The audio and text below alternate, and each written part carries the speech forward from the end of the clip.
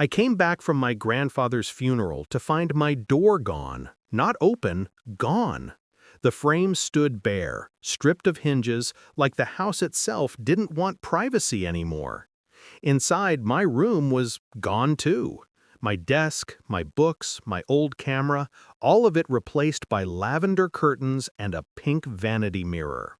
And sitting cross-legged on my bed, was Lily, my mother's stepdaughter. Her brush paused mid-stroke when she saw me. "Oh, Mom said you'd be staying in the attic for now." The attic. That's when I knew grief wouldn't be the hardest thing about that day. A week earlier at the hospital, Mom was crying, or pretending to. Grandpa had been the only man who ever stood up for me after Dad left, the only one who saw through Mom's soft-spoken cruelty. When he died, I thought I'd lost my last line of defense. She didn't waste time. While I stood by his coffin, she was clearing out my life. I remember when she first met her new husband, Tom. She smiled like a teenager, giddy, glowing. I wanted to be happy for her, I really did. But happiness has a way of turning people blind. She began trading pieces of me for her new family. Dinner seats, weekends, eventually, attention. Then Lily arrived, sweet, quiet, seemingly harmless. But harmless people are often the most dangerous. They let others do their dirty work. I didn't scream when I found my things in trash bags by the driveway. I didn't confront her. I didn't ask why, because I already knew. I stood there staring at the garbage that used to be my memories and felt something sharp slice through the grief, a calm I hadn't felt in years. That calm stayed with me when I went to Grandpa's lawyer 2 days later. He had left a letter for me, handwritten, sealed.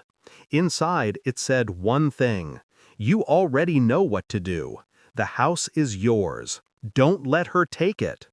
The will was airtight. Grandpa's lawyer confirmed it with a sympathetic look. Everything, house, property, accounts, was transferred to me upon his death, not to my mother, not to Tom, just me. I didn't rush. I let her enjoy her victory a little longer. I smiled at breakfast. I helped her hang curtains in my room. I even complimented how fresh the house felt. She bought every word. That's the thing about people like her. They never notice silence when they're busy talking. The day I executed the plan, the house was quiet. Tom had taken Lily shopping. I waited until their car disappeared down the street, then called the lawyer.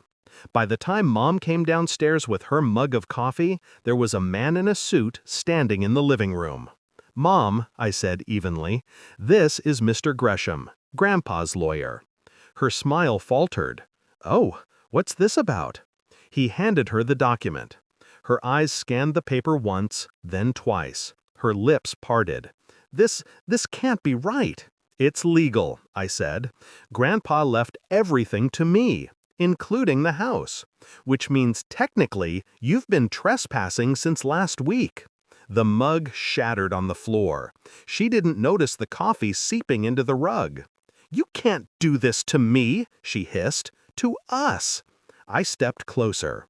"You did it to yourself when you threw my things away."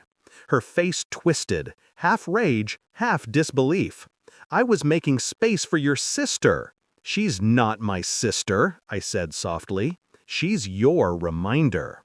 Tom came home to find her screaming, packing, throwing clothes into suitcases. He tried to talk to me, to reason.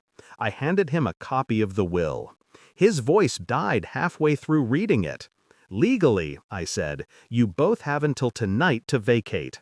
I'd prefer not to involve law enforcement, but I will." They left before sunset. I watched from the porch as Mom stood by the car, eyes wild, shaking.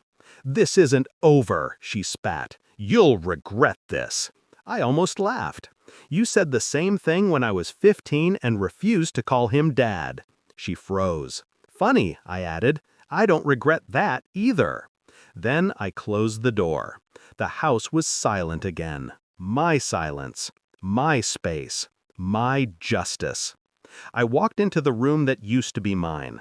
The lavender curtains still swayed in the breeze. I didn't rip them down. I didn't need to. The real victory wasn't throwing her out. It was watching her realize she'd lost something she thought she'd already taken. People say revenge should feel sweet. They're wrong. It feels clean, like sweeping away dust that's been choking you for years. As I stood in that empty hallway, I looked at the doorframe she'd torn down and whispered, "I'm home, Grandpa." The wind outside carried no reply, but the silence, deep, still, and final, was enough. She called once that night. I didn't answer.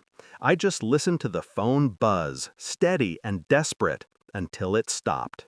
And then, finally, I slept in my own bed again.